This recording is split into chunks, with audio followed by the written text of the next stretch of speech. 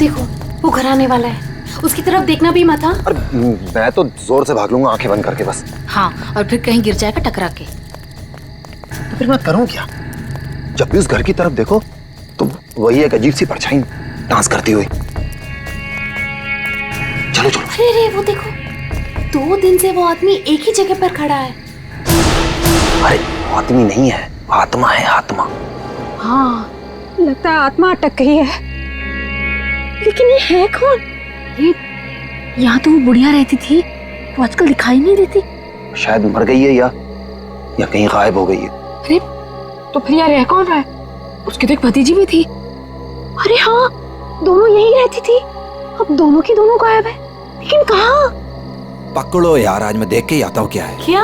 आ रहा हूँ। Summer please, पागल हो गया क्या? समर, अरे रुको ना, मैं आ रहा हूँ। यहाँ जा मत। प्लीज रुको, मैं आ रहा हूँ। ओके। क्या कर रहा है तू? इसको ना कुछ ज्यादा हीरो बनने की आदत है। समर प्लीज मत जाओ। Summer, summer, summer, summer.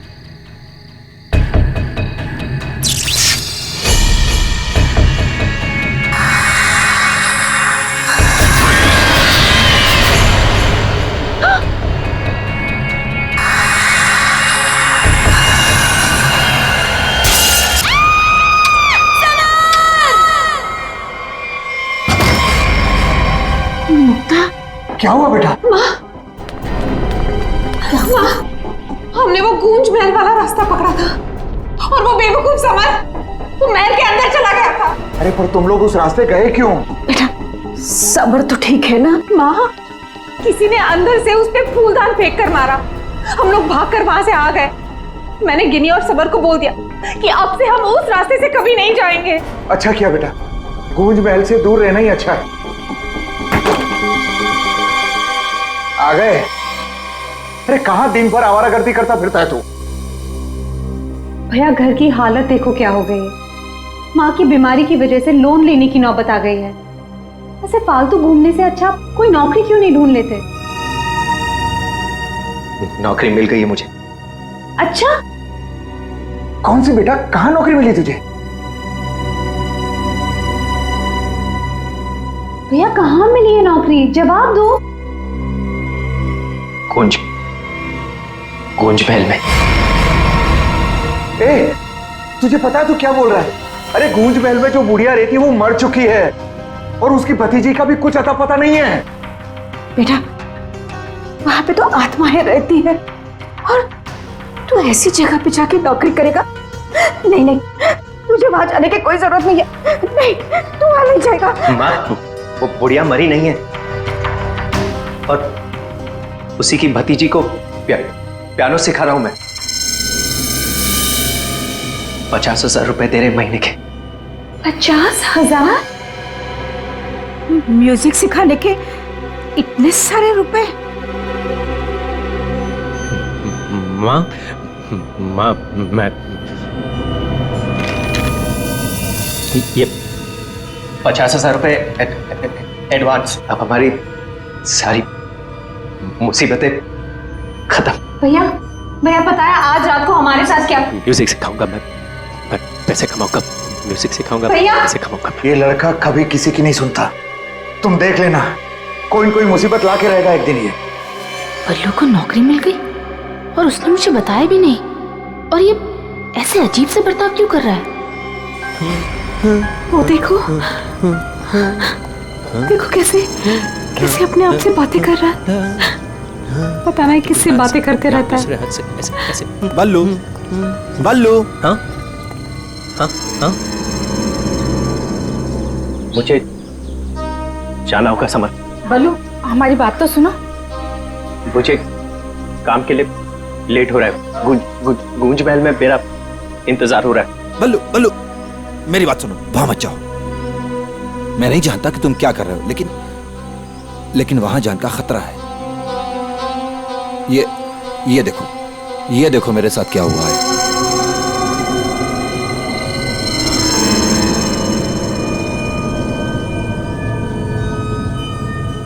क्या हुआ? कल गूंज महल में एक औरत ने मुझ पर हमला किया। नहीं, ऐसा नहीं हो सकता। वहां तो सरिता आंटी और उनकी भतीजी ईशा रहती है। वो बहुत अच्छे लोग हैं, ऐसा नहीं कर सकते। मुझे लेट हो रहा है, मुझे जाना होगा। अरे भैया मत जाओ, वहाँ खतरा है भैया।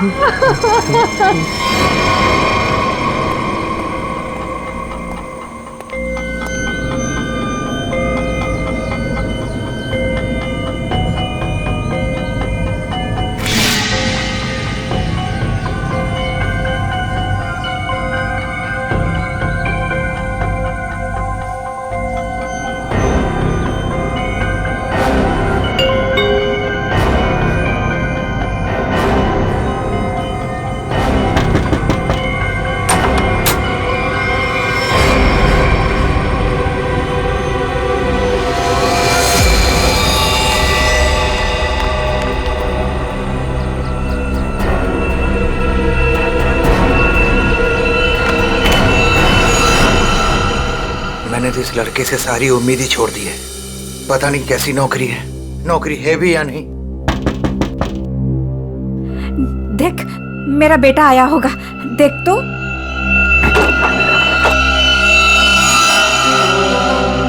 भैया भैया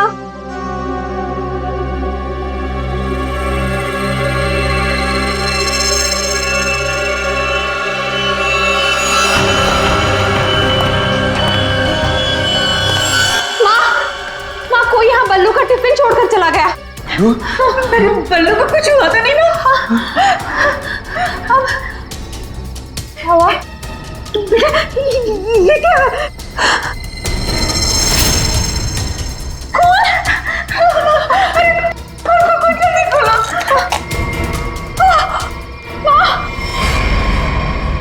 ये है वो गूंज महल जहाँ पे आपका बेटा बलविंदर यानी बल्लू कल आया था और उसके बाद से वो वापस नहीं आया। यहाँ पे दो औरतें रहती हैं, एक बुजुर्ग औरत सरिता देवी और उसकी भतीजी ईशा है। और आप लोगों के हिसाब से वो लोग कुछ अजीब है, राइट? सर ये पूरा घर ही अजीब है। यहाँ की खिड़कियों से रोशनी चमकती है, साए दिखते हैं, यहाँ से गुजरने वाले लोगों पर चीजें फेंककर हमला करते हैं। पता नहीं मेरा भाई कैसे फंस गया यहाँ। बल्लू यहाँ नौकरी करता था? जी हाँ, और इसी घर से मेरे बेटे का खाने का डिब्बा वापस आया था, खून से भरा। और सर जब पता लगाने के लिए मैं अपने दोस्तों के साथ यहाँ आई थी तो हमने दरवाजा खटखटाया, आवाजें लगाई, डोरबेल बजाया, लेकिन किसी ने जवाब नहीं दिया। सर यहाँ मेरे बेटे के साथ जरूर कुछ हुआ है। उन लोगों ने जरूर कुछ किया है सर। प्लीज मेरे बेटे को बचा लीजिए।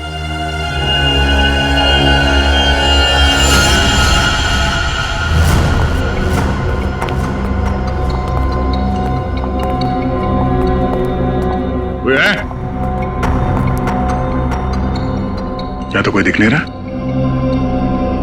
आत्मा कहाँ दिखाई देती है सर, सीधी अटैक करती है। सर यहाँ पर बल्लू, सरिता और ईशा, इनमें से कोई होना ही चाहिए। सरिता जी हैं भी या नहीं किसी को कुछ नहीं पता सर। लोग तो यहाँ तक कह रहे हैं कि सरिता जी की मौत हो चुकी है। यहाँ हुआ तो है कुछ।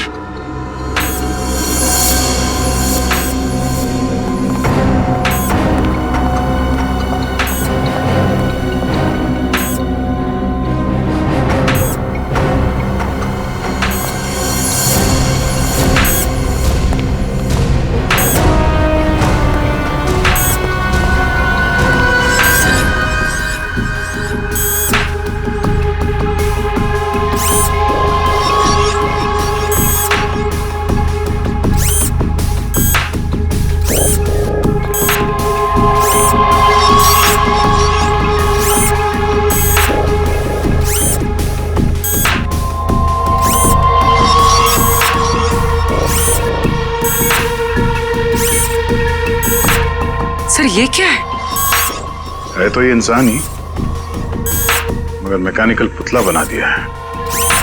खुद ताली बजा रहा है।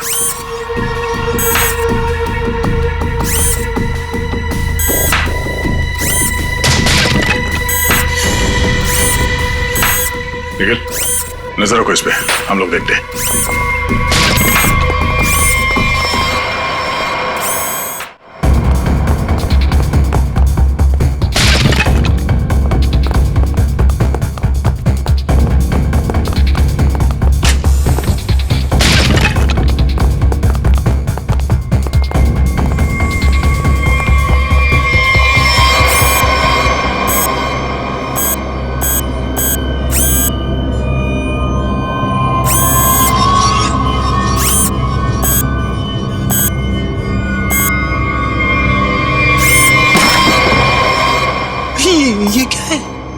रोबोट जैसा कुछ है। इसके एक्शंस और मूवमेंट्स देखो कितने मैकेनिकल है।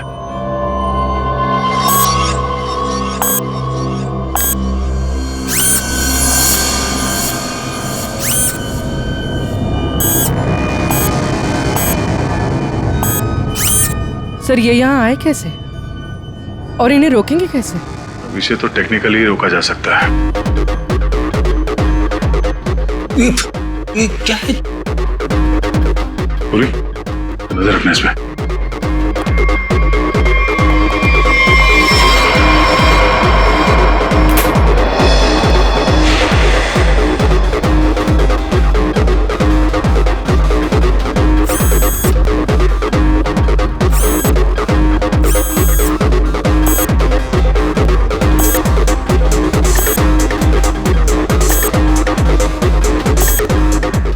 तीन यंत्र मानो, सब लोग अपने मूवमेंट्स ऐसे ही दोहरा रहे हैं। कौन है ये लोग और इन लोगों के साथ ऐसा किसने किया?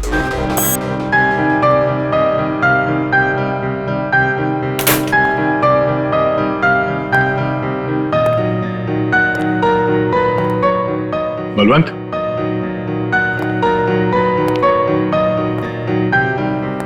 बल्लू, बल्लू,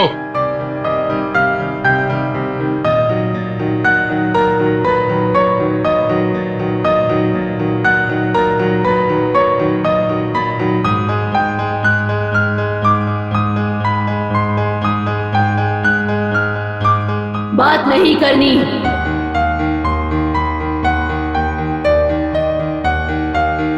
क्या हो गया तुम्हें? और तुम ये लड़की की आवाज में बात क्यों कर रहे हो? और ये तुम्हारे कपड़ों पे ये खून कैसे? हाँ? बल्लू इधर देखो, मैं तुमसे कुछ बात कर रहा हूं, मेरी तरफ देखो।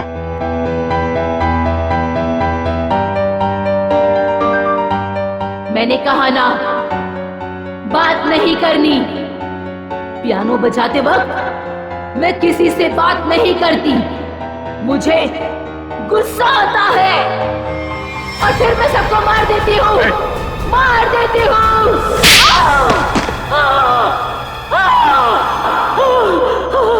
बोलो, बोलो।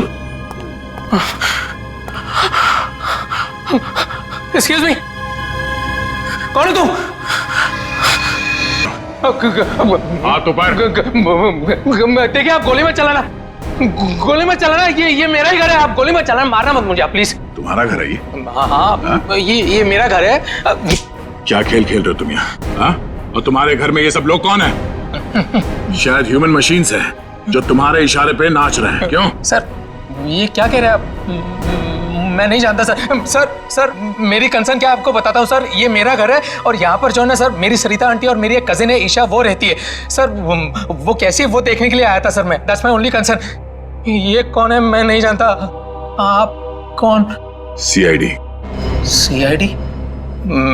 मेरा नाम आकाश है, मैं सूरत में रहता हूँ सर, और यहाँ पर है ना हर 2-3 महीने में एक बार आता रहता हूँ। सर प्रॉब्लम क्या हुई मैं आपको बताता हूँ। उनका फोन है ना स्विच ऑफ आ रहा था, तो मुझे पता नहीं चल रहा था कि क्या हुआ है, और फिर अब यहाँ पर आकर देखता हूँ तो आपको यहाँ पर ये इसके शर्ट पर खून लगा है। सर मेरी आंटी और ईशा को इसने कुछ किया तो नहीं ना सर? इसने मार तो नहीं डाला ना उन्हें सर?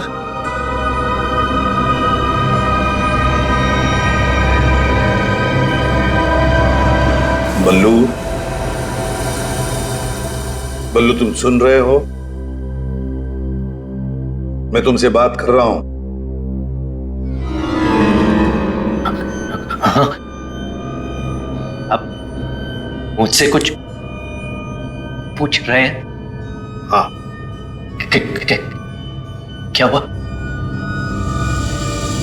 बल्लू हमें बताओ, तुम गूंज महल गए थे ना, तब तुम्हारे साथ क्या हुआ? क्या हुआ तुम्हारे साथ? कुछ महल।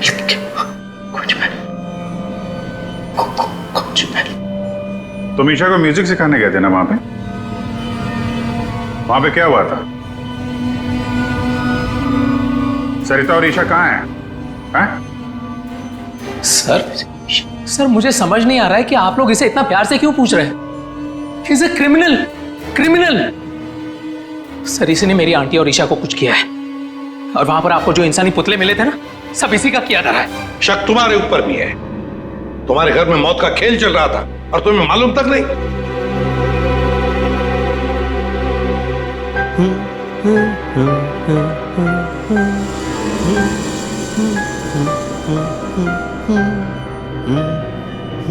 सचिन, वो फोटोग्राफ दिखाओ।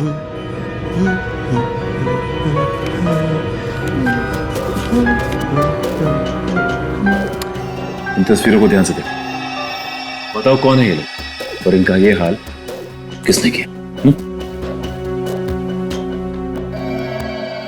ये सब लोग जिंदा है, जिंदा है। ये लोग तुम्हें जिंदा लग रहे हैं? हाँ हाँ, जिंदा जिंदा। मुझे बताया गया था कि ये रिश्तेदार हैं और म्यूजिक सुन रहे। ये झूठ बोल रहा है सर, इनमें से कोई मेरा रिश्तेदार नहीं है। सर ये ड्रामा कर रहा है, सबको मार दिया और अब क्या बकवास कर रही है? तुम्हें चाय के लिए कहा था ना, चाय किधर है? हाँ? ये ईशा कुछ बोल क्यों नहीं रही? ये अकेला क्यों ताली बजा रहा है? हाँ? मम्मी को बोल देता हूं, रुकूं या भाग जाऊं? कितना बड़ा और डरावना घर है। सर आप मेरी बात सुनिए सर, ये पूरा का पूरा पागल हो चुका है। He's a psycho killer। Bablu क्या हुआ था कल जब तुम ईशा को म्यूजिक सिखाने गए थे? कुछ याद है वहां पे क्या हुआ था? हा? क्या हुआ था वहां पे? चाय चाय पिलाई थी उसने। हाँ बराबर। चाय चाय चाय।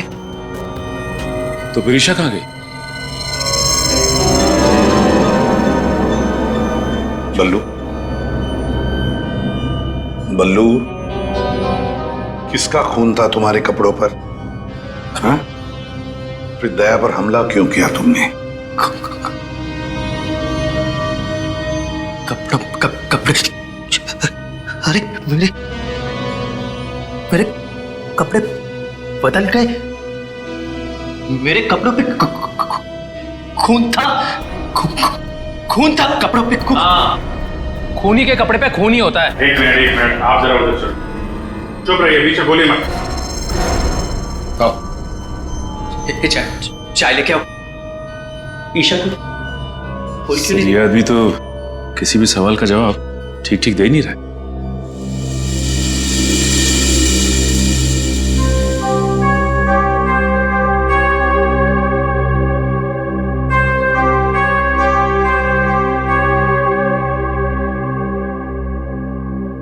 अभिजीत, इस बल्लू की मेडिकल जांच करवाते हैं, पता तो चले ड्रामा कर रहा है या वाकई इसके दिमाग के साथ कोई प्रॉब्लम है।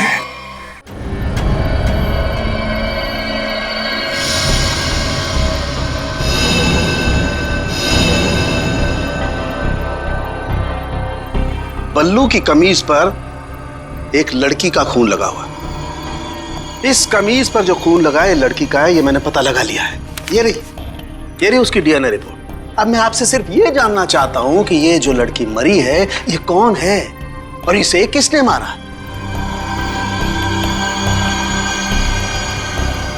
इसे आपने मारा है? नहीं? या फिर इसे आपने मारा है? नहीं? या फिर इसे तुमने मारा?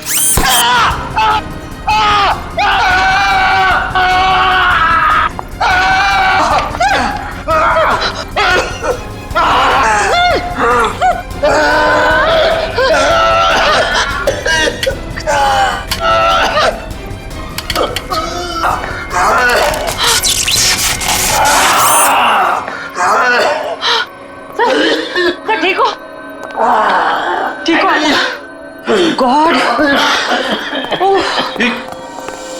क्या हुआ? सर इस पुतले के हाथों में सर की गर्दन अटक गई थी। बहुत जल्दी छूट गए। हाँ, छोड़ दिया, बहुत जल्दी छोड़ दिया, क्योंकि ये पुतले ना तो मशीन है, ना ये पुतले पूरी तरह से इंसान है। तो फिर ये कि ये टैक्सीडर्मी और रोबोटिक का मिला जुला रूप है। सर, ये टैक्सीडर्मी और रोबोटिक्स क्या होता है? पंकज, टैक्सीडर्मी एक कला है जिसमें जानवरों की खाल को एक खास किस्म के केमिकल में प्रिजर्व करके उनमें भूसा भर करके उनको एक आकार दिया जाता है। इन तीनों के साथ भी ऐसा ही किया गया है। इंसान की खाल को केमिकल में प्रिजर्व करके लकड़ी के पुतलों पर चढ़ाया गया है। लेकिन सर, ये सब करना तो गैर कानूनी। उन्हीं गैर कानूनी काम ही तो करता है। यार सालुंखे, ये इंसान तो नहीं है, फिर भी ये ताली कैसे बजाते हैं, हमला कैसे करते हैं? इन तीनों के दिमाग में एक मशीन फिट कर दी गई है। इसका कंट्रोल खूनी के हाथ में है और खूनी ने उस मशीन के जरिए इनके चारों तरफ एक खास घेरा निश्चित कर दिया है। कोई भी इंसान उस घेरे के अंदर आकर के कोई मूवमेंट करता है, ये चालू हो जाते हैं, अपना काम करने लगते हैं। एक्टिव हम लोग भी तो आसपास घूम रहे हैं डॉक्टर साहब। नहीं, इन तीनों की मशीन को मैंने डीएक्टिवेट कर दिया था। वहां उस पीछे वाले में कुछ गलती रह गई। अब बॉस, और ये एक्टिविटी इनकी मेमोरी में पहले से फिट है।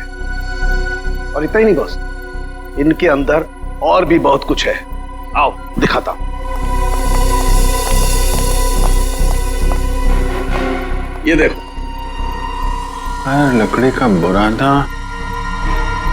कॉटन और उसके ऊपर इंसान की चमड़ी। बनाने वाले ने तो बना दिया बॉस, लेकिन वो भूल गया कि इंसान की चमड़ी में और जानवर की चमड़ी में एक खास फर्क होता है। इंसान की चमड़ी जानवर जैसी मोटी नहीं होती है, इसीलिए उसे कितना भी केमिकली ट्रीट कर लो, कितना भी केमिकल में डाल लो, वो इंसान की चमड़ी जैसी नहीं रह सकती है। इसीलिए इनकी चमड़ी जो है जगह जगह से सिली हुई। फिर भी टिक नहीं रही है। और दूसरी बात, ये सारी चमड़ियां ज्यादा पुरानी नहीं है, बस कुछ ही दिन पहले इन्हें मारकर निकाला गया है।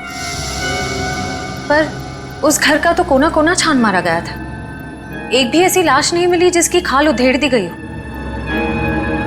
वो कहीं और बनाता है ये ह्यूमनॉइड, अपने घर पर नहीं। तीनों की कोई मिसिंग रिपोर्ट नहीं है, कोई आईडी वगैरह नहीं मिली। है कौन ये लोग? तारिका जी, ये जो कपड़े पहने थे इन लोगों ने, उनसे कुछ पता चला आपको? कुछ खास नहीं, तीनों के कपड़े से बस एक लेबल मिला है, किसी टीएल टेलर का लेबल है। TL Taylor?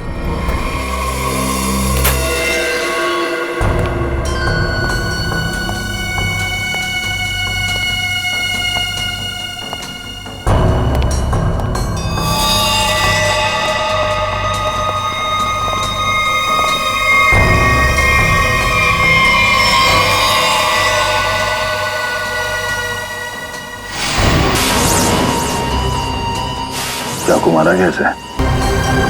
कई बार मारा था सर। बल्लू के कपड़े पे जो खून के छींटे थे, कहीं इस लड़की के तो नहीं?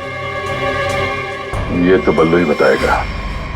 मुंजी, असली बात ये है कि गूंज महल में से एक लाश मिली हमें, एक लड़की की लाश। ये है वो लड़की। क्या आप जानते हैं इसे? किन्नी है ये मर गई क्या? तो ये बल्लू उस लड़की को जानता था सर? और मोहन जी, बल्लू के कपड़ों पर गिनी का खून है। मोहन जी, आप प्लीज थोड़ा वेट करिए, हम आपको बुलाते हैं। एसीपी सर, मैंने बल्लू की सारी रिपोर्ट्स पढ़ ली हैं। डॉक्टर सालुंखे से भी बात हुई मेरी। बलवंत के खून में एसिड है जिससे इंसान सच और झूठ के सपने के अंतर को नहीं समझ पाता। उसे उस वक्त जो कहा जाए उसे वही सच लगता है। तो क्या डॉक्टर साहब, ये बलवंत के इन्फ्लुएंस में किसी को मार भी सकता है? जी, ऐसा हो भी सकता है और नहीं भी। हमने बलवंत को कुछ मेडिसिन्स दी हैं। आधी बेहोशी की हालत में हम बलवंत के दिमाग के माध्यम से वापस गूंज महल जाएंगे। क्या तुम मुझे सुन पा रहे हो बल्लू? हाँ। गुड। अब एक काम करो, अपनी आंखें बंद करो और ठीक उसी तरह वापस गूंज महल जाओ जैसे तुम पहली बार गए थे। बोलो ईशा, क्यों बुलाया? वो मेरे पास एक नौकरी है तुम्हारे लिए, करोगे? नौकरी? हाँ, तुम म्यूजिशियन हो ना, पियानो बजाते हो, मैं जानती हूँ। मैं तुम्हें 50,000 रुपए दूंगी। 50,000? हाँ, अब तुम यहाँ बैठो, कहीं जाना मत, मैं तुम्हारे लिए चाय बना के लाती हूँ, ठीक है? यही बैठना। चाय नहीं चाहिए ईशा, सुनो। ये 50,000 की नौकरी कर लूं? कर लेता हूं, पैसे अच्छे हैं, उससे माँ का इलाज भी हो जाएगा। लेकिन ये ईशा मुझे कुछ बताने वाली थी उस दिन, कुछ बोल नहीं रही, पता नहीं क्या हुआ ऐसे। और ये घर भी थोड़ा सा अजीब लग रहा है, कहीं ईशा कोई मुसीबत में तो नहीं है?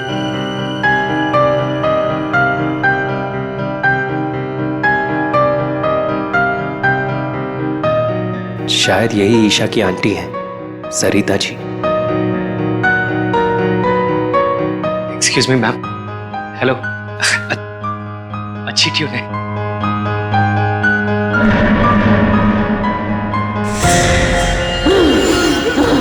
नहीं छोड़ूंगी। छोड़ो। किसी को नहीं छोड़ूंगी।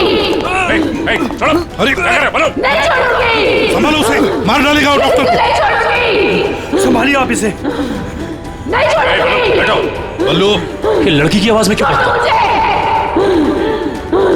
छोड़ो मुझे। डॉक्टर साहब। नहीं छोड़ूंगी। पकड़िए आप इसे। किसी को नहीं छोड़ूंगी।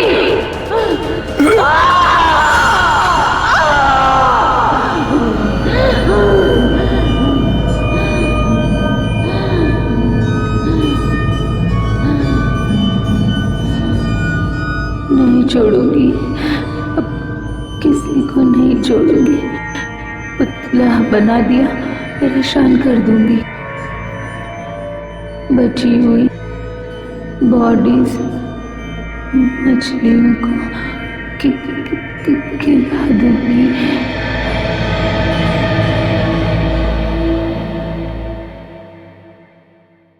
डॉक्टर साहब, क्या हुआ क्या है इसे? हाँ? ये से अचानक से औरत की आवाज में क्यों बात करता है? जब तक बल्लू पियानो तक नहीं पहुंचा था तब तक ये ठीक था, लेकिन जैसे ही इसके दिमाग में पियानो की आवाज सुनाई दी, ये कोई और बन गया।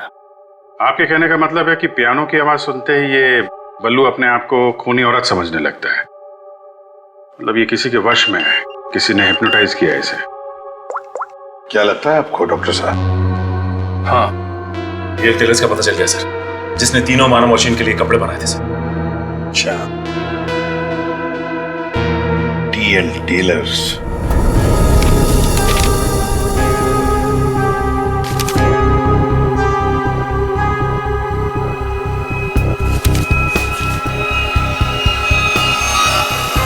सब्जी? हाँ, अभी आया। देखिए सर, ये ऑर्डर एलपी प्रोडक्शन का है। 19 दिसंबर 2015 को कपड़ा दिया था और 1 जनवरी 2016 को 5 कॉस्ट्यूम और नाप भी है, और ऑर्डर देने वाली का नाम भी है, रॉबी का, और फोन नंबर भी है सर। 91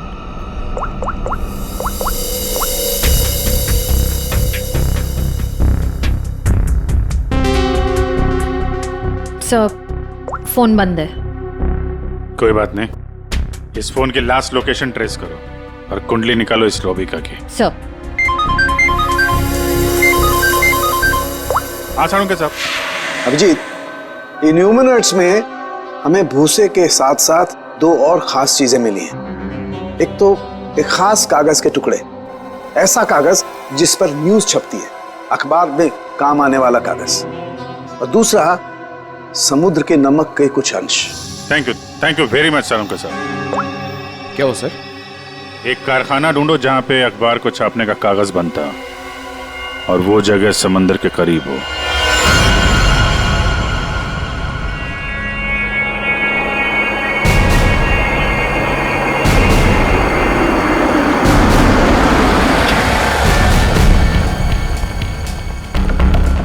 समंदर के किनारे पेपर मिल, और वो भी बंद पड़ी हुई।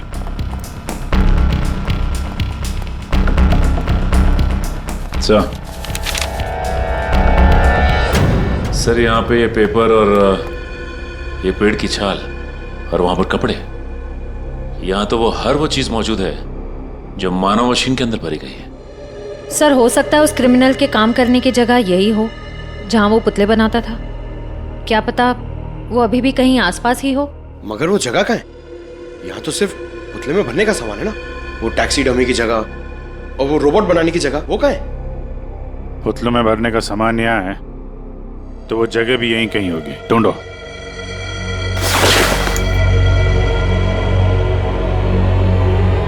सर!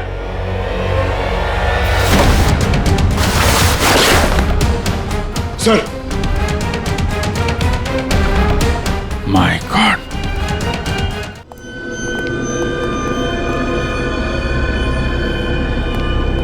तो ये वो जगह है जहां पे ह्यूमन मशीन बनाई जा रही है।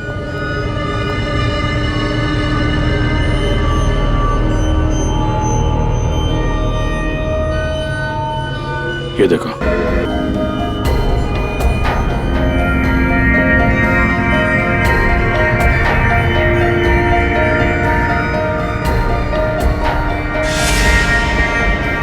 पूरा मैकेनिज्म है यहाँ पे।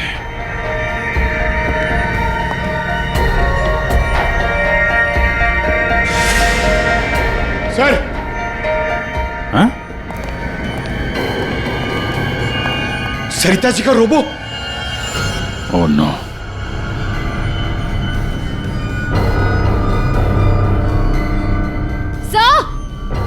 सर जल्दी आइए। सर, ईशा, सर खूनी ने इसका सारा खून निकाल दिया। इसकी सांसें भी बहुत धीमी चल रही हैं। इसको हॉस्पिटल लेके चलो जल्दी। एम्बुलेंस को फोन करो। हेलो। सरिता को तो उसने रोबोट बना दिया, अब इसका भी वो हल करने वाला था। सर, रोबिका की लोकेशन का पता चल गया। आज तो हद हो गई। कब से वैनिटी का इंतजार कर रही हूँ। कोई मुझे सीन समझाएगा या फिर मैं पैकअप अनाउंस कर दूं। काजल, काजल, कहाँ हो तुम? नहीं चाहिए मुझे। काजल! सॉरी रोबिका मैडम, एक्चुअली वो स्क्रिप्ट में थोड़ा सा चेंज हुआ है। व्हाट? सीन में चेंज हुआ है? लास्ट मिनट में डायलॉग्स कैसे याद करूंगी? एनीवे, स्क्रिप्ट दो। मैम, एक्चुअली जो सीन होने वाला है ना, वो स्क्रिप्ट आपके को स्टार के पास है। How can you do this? तुमने स्क्रिप्ट मुझसे पहले को स्टार को दे दी। तुम जानती हो ना मैं कौन हूँ। शो क्विट कर दूंगी 1 मिनट में। टीआरपी नीचे और शो बंद। बोलो, क्विट करूं? एनीवे, कहाँ है वो को स्टार? मैम, वहाँ आपका नया को स्टार आपका वेट कर रहा है। ओके, अभी मजा चखाती हूँ उसको।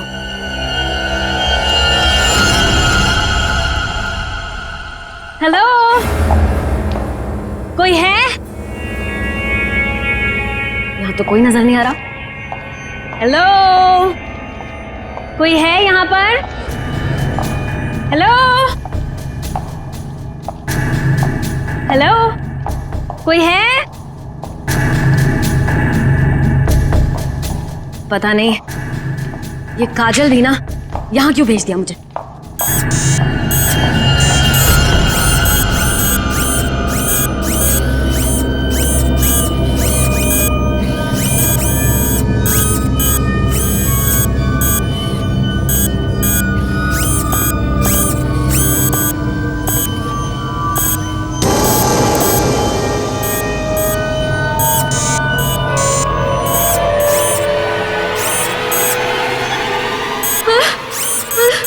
नहीं,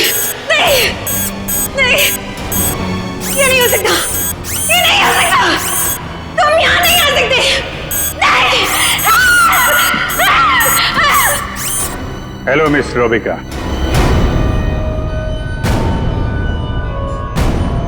कौन हो तुम सब? और ये सब नाटक क्या है? हमें छोड़िए, आप ये बताइए कि आपने ऐसा क्यों कहा कि ये यहाँ नहीं आ सकते? आप जानती हैं ना? वो मैं डर गई थी, इसीलिए मेरे मुंह से कुछ भी निकल गया। सच बोलिए, सीआईडी से हम लोग। सीआईडी? जी हाँ। इन मशीनी मानव के पीछे क्या कहानी है? कौन है वो 3 लोग जिन्हें तुमने इस हालत में पहुंचा दिया? ईशा और सरिता के साथ क्यों किया तुमने ऐसा? मैं सामने जरूर हूं, लेकिन इसके पीछे दिमाग किसी और का है। किसका है? लेकिन सर, आपने हम सबको यहाँ क्यों बुलाया है? हाँ सर, मेरी समझ में ये नहीं आ रहा है कि आप लोग किस किस को पकड़ेंगे। कभी बल्लू पर शक, कभी हम लोगों से पूछताछ। आखिर आप लोग चाहते क्या है ना? कुछ तो बताइए सर, ये सब किसने किया है? सारे सवालों का जवाब मिल जाएगा, लेकिन यहां आप लोगों को बुलाया है एक कहानी सुनाने के लिए। कहानी? जी हाँ, कहानी। कहानी एक इंसान की जिसका दिमाग बड़ा शातिर था। उसके दिमाग में एक प्लान पल रहा था, लोगों को मारना, फिर रोबोटिक्स और टैक्सीडर्मी के जरिए उन्हें वापस जिंदा करना। और ऐसे में वो मिला एक खूबसूरत लड़की से, जिसकी एक बेरहम आंटी थी जो उसे बहुत तंग कर रही थी। उस लड़के के दिमाग में एक आइडिया आया।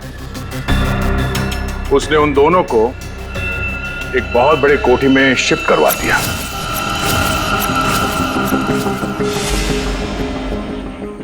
Thank you so much. और फिर उस लड़के ने उस सुंदर सी लड़की को पहला झटका दे दिया।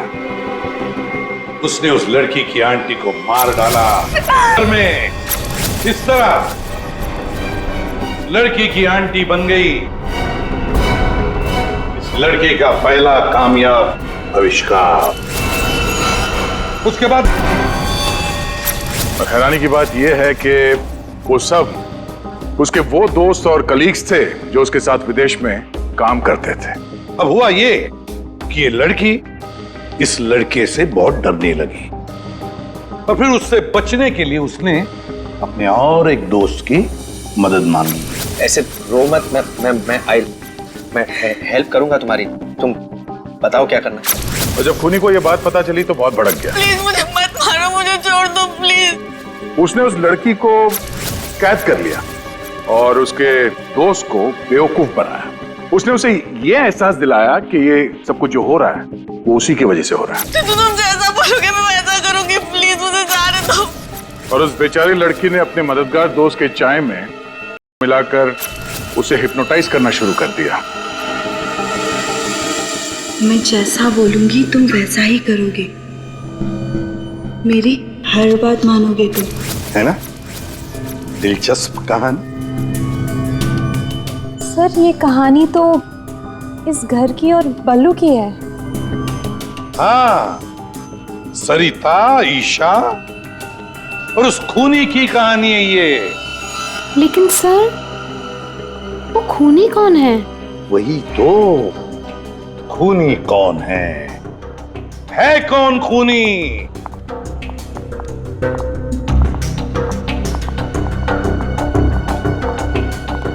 कहां फंसा दिया तुमने मुझे? तुमने तो कहा था कि ये कोई एक्सपेरिमेंट है, तुमने तो खून ही कर डाले। ये सब तुमने किया समर? हाँ, ये सब मैंने किया। और ये सब मैंने किसी और वजह से नहीं, ये सब मैंने सिर्फ इसलिए किया क्योंकि मैं चाहता हूं कि साइंस की दुनिया में मेरा नाम सुनहरे अक्षरों में लिखा जाए और कि मेरे इतने बड़े एक्सपेरिमेंट को वो लड़की, वो ईशा बर्बाद कर देना चाहती थी। और इसके लिए उसने उस बल्लू से मदद भी मांगी। और तुमने बल्लू के चाय में वो मिलाकर उसके दिमाग में ये बात बिठा दी कि वो एक औरत है और उसे लोगों को मारना है। और उसके लिए ट्रिगर थी पियानो की वो धुन। बल्लू को लगभग मेरा पूरा राज पता चल चुका था, ठीक है, और गिन्नी को पड़ी हुई थी बल्लू को बचाने की। तो अपने एक्सपेरिमेंट को बचाने के लिए मुझे को दोनों को मारना ही था। और आप बताइए, अब जो लोग मर चुके हैं उनका असली कातिल भी तो चाहिए ना लोगों को। बस इसीलिए मैंने बल्लू को फंसा दिया और गिन्नी को मार दिया।